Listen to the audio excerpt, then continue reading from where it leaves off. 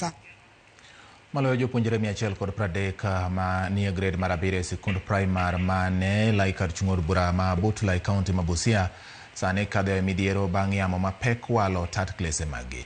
Masirano ma oyang kod japuonj maduong' mar skundno Moses Wanga weyo jopuonjrego kawo jote laboratory mag skundno ka jopuonj to jote tie yien. Jodak e gwengego oywak ni kethruok mamoko bende noneno kamoting'o yiende kod weyni mag sitima manolwar kendo ketho cham e puothe.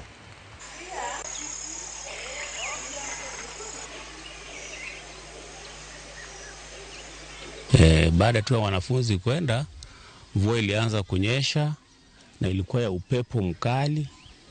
Ilitokezea hiyo sehemu, ukiangalia kule utapata miti zimeng'olewa.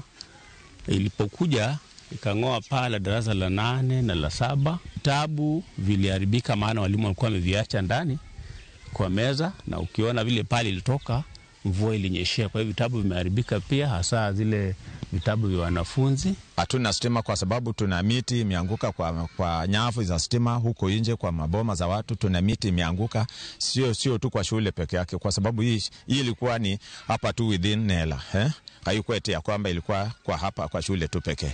Hata huko nje hata ndio tulipigia watu wa Kenya Power, watu wa stima waje watuokoe, na wakakuja wakawadisco. Bang' tulo moche magawa